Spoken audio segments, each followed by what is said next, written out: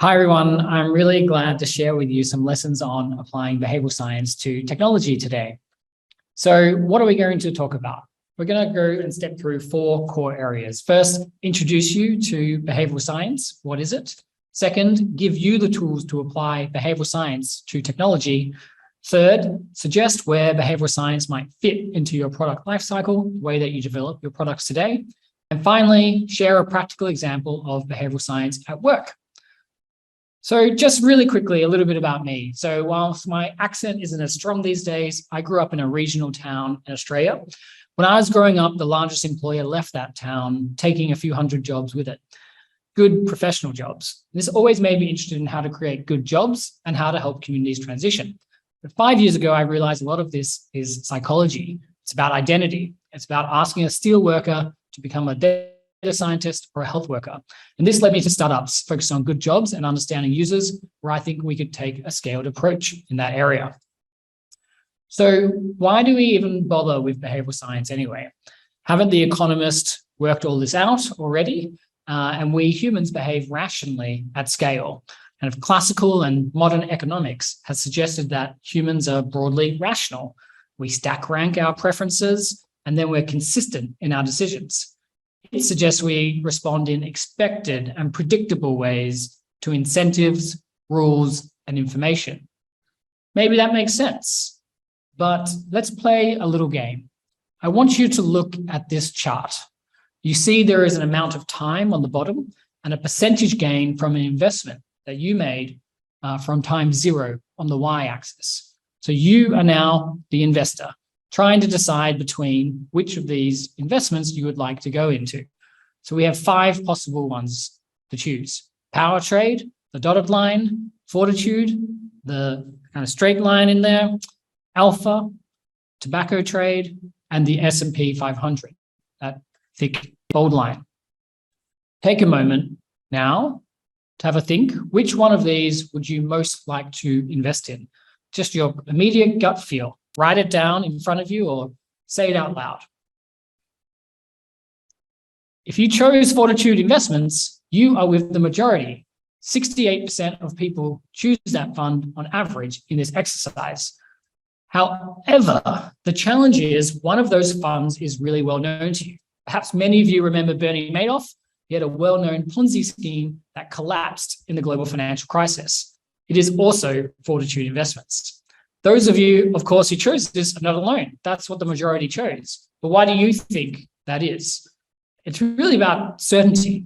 Fortitude is the fund that provides that sense of a steady, increasing return over time without the scary peaks and troughs of some of the others. But interestingly, there is a simple nudge or technique that changes this dramatically. Any guesses?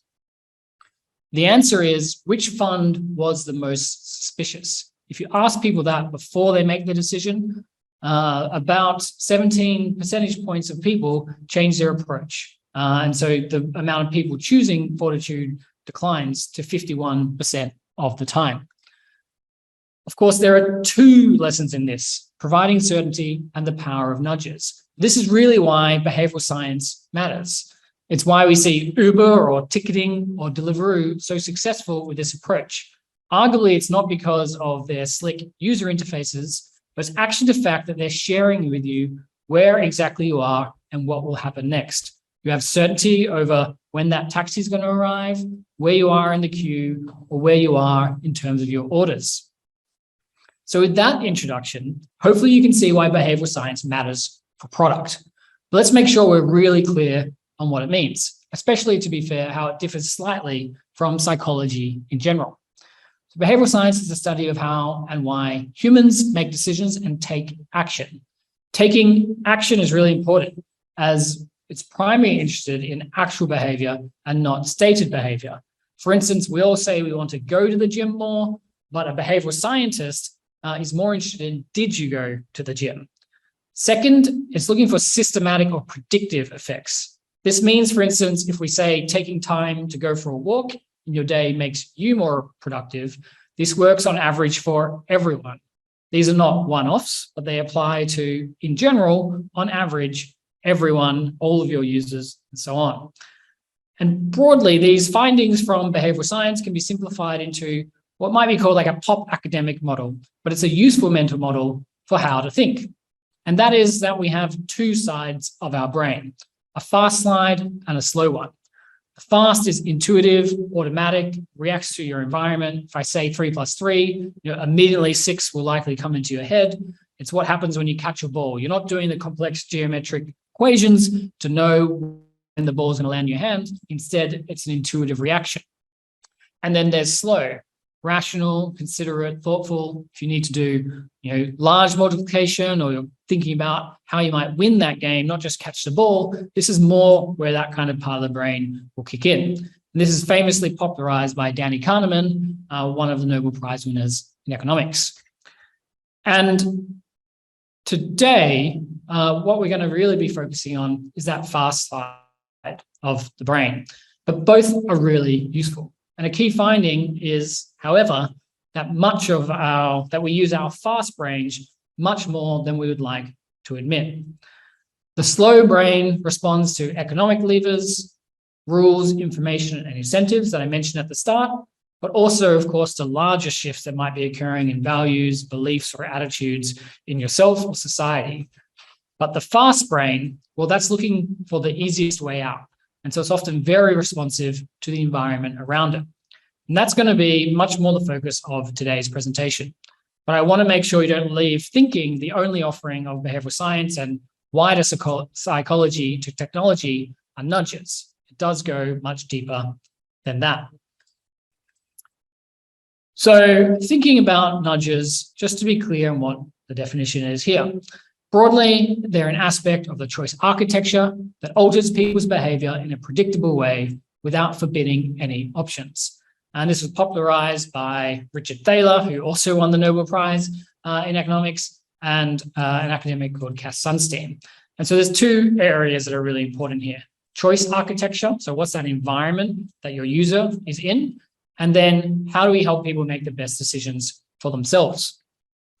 And it turns out there are really simple ways to change that choice environment to impact that fast decision-making part of the brain. Richard Thaler has a very famous saying, if you want to change behaviors, make it easy.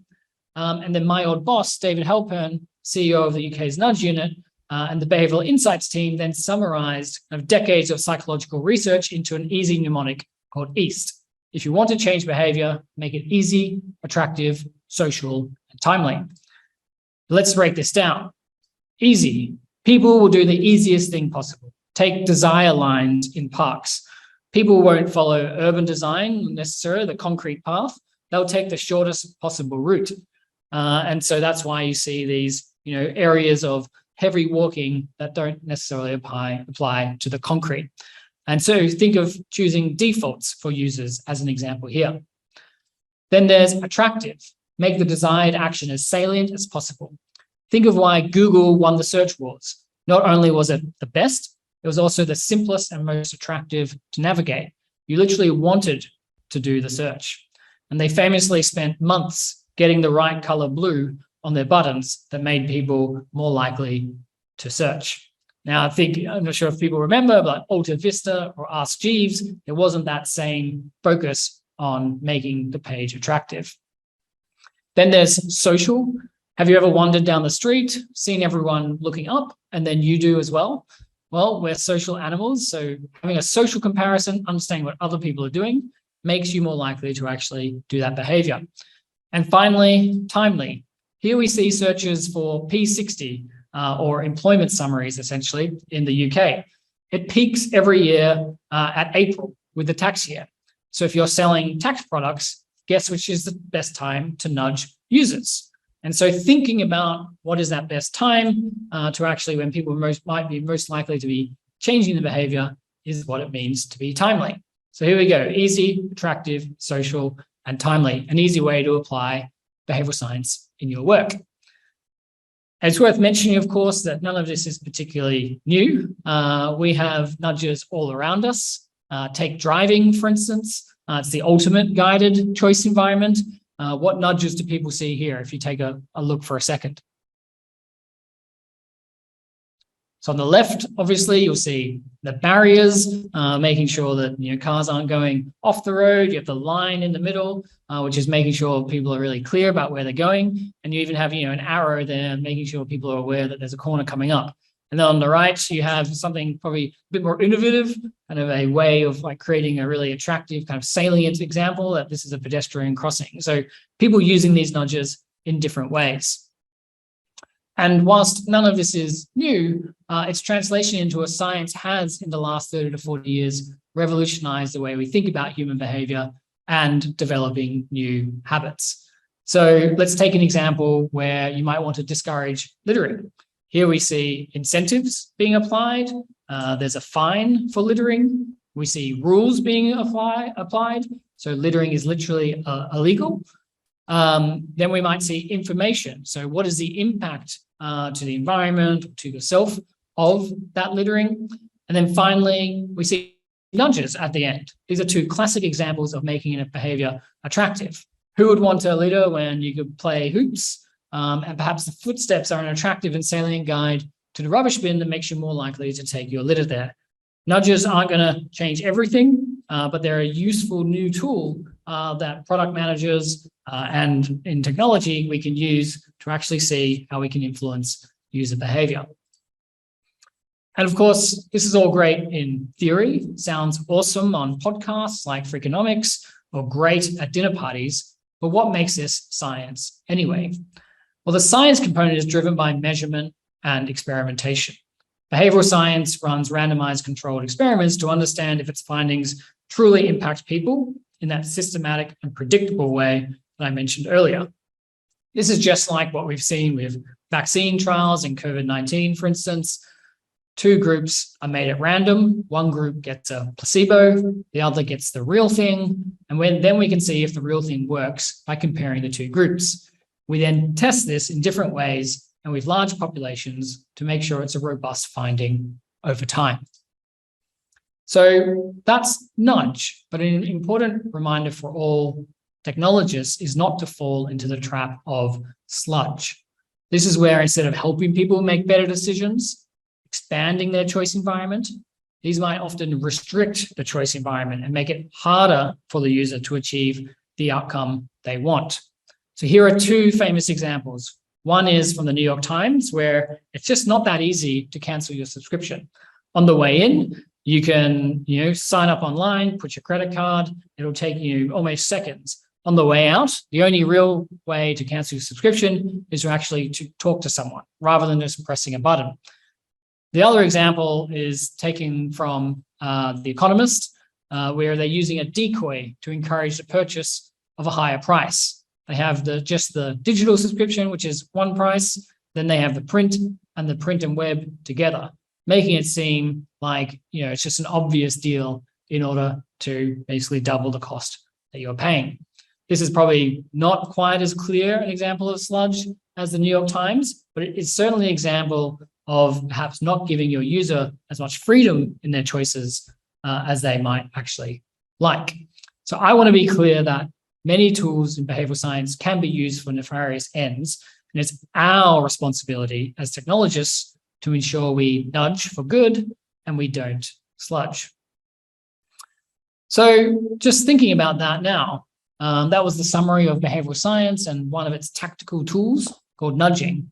But think back to your last project. Did you nudge? Did you help customers make the best decisions for themselves? How did you do that? Did you send some email notifications? Did you make a really salient choice in order to do something? Then perhaps you're a nudger. Or did you sludge? Did you not take a user-centric approach, but instead you forbid options or you impacted the user in ways they might not have understood? Have a think. So now, having introduced you to behavioral science, let's get practical. When would you actually use behavioral science in the product lifecycle? So at Multiverse, where I work, we break our lifecycle into 5 core phases. This is inspired or maybe even copied from my time at the Behavioral Insights team. So we call that target, explore, solution, takeoff, and scale. In target, you want to choose your target objective. What are you actually aiming for? What's the metric you want to shift?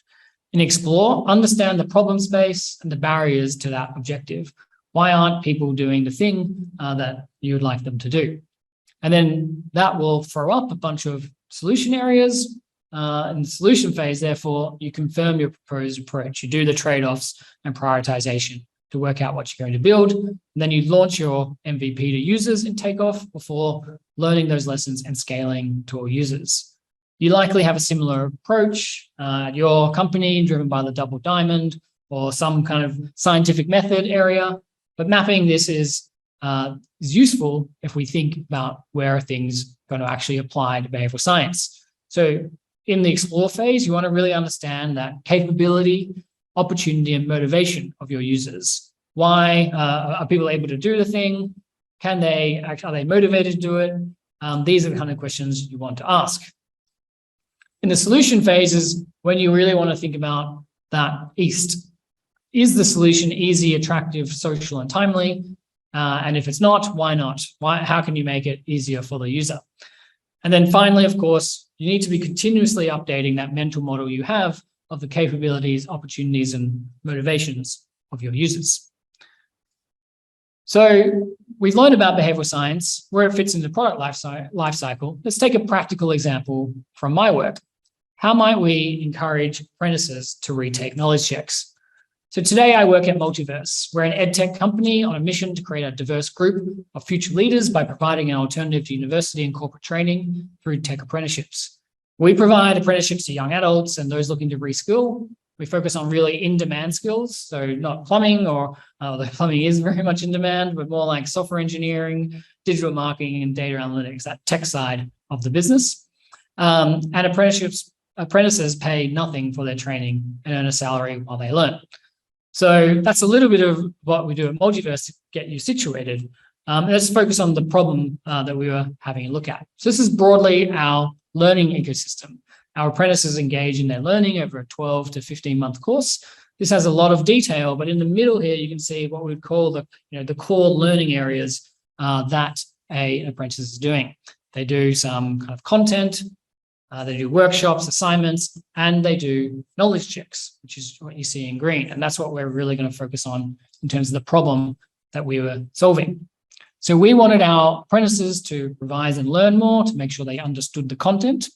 Knowledge checks are these short quizzes that apprentices complete at the end of each learning module. So you'll have a bunch of learning modules as part of your learning experience. What we wanted to do is increase the number of apprentices retaking those knowledge checks until they scored 100%. We wanted them to, not when they got 60% on a quiz, we wanted them to go back in, understand what they got wrong, and ultimately redo it until they got all the questions correct, so that, obviously they were showing learning over time. The issue is we had a very basic interface previously. Think about essentially a Google form with just the question, and you get to select the answers. So it's a very basic approach. And so we asked ourselves, how might we encourage apprentices to retake knowledge checks? So here is what we did. We wanted to make finishing the quiz attractive to people.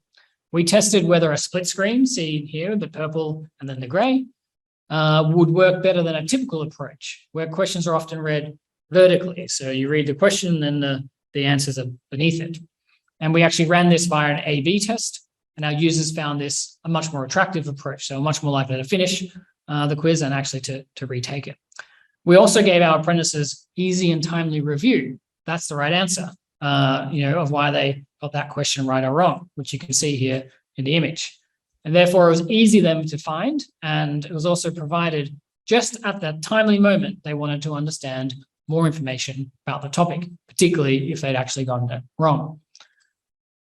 In our summary sections, once you finish the quiz, we then use coloring to make it attractive to retake knowledge checks and make it easy to revise topics you got wrong by highlighting them to users in their knowledge check summary. So these are broadly the nudges we use. Really easy and attractive to make sure you kept on taking it. Really easy and timely places to review to make sure that you're learning on the way.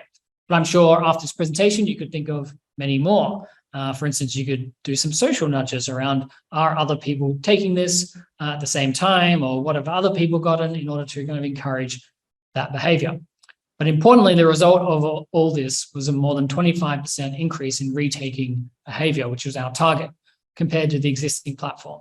Which is a huge increase, helping our apprentices stay motivated and ultimately learn by themselves. So in summary, what have we learned today?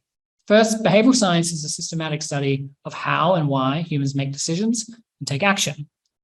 And an entry point is nudges. If you want to change behavior, make it easy, attractive, social, and timely. Make this part of your product development process. The highest leverage moments will likely be in your equivalent of the explore and solution phases. And finally, it works. We apply it every day at Multiverse. Most of the big tech companies apply it, and there is good academic evidence, although it's always somewhat contested here and there, of examples that work from the literature. And of course, there is a lot to read and understand more on. So some really easy entry points, if you're interested in this topic, is Michael Lewis has a bunch of books in this space, and Laszlo Bock, who used to be my boss, the Behavioural Insights team, who I've used the work of quite a lot in this presentation, and some great podcasts here as well, which I'd recommend. Of course, you can always dive deeper.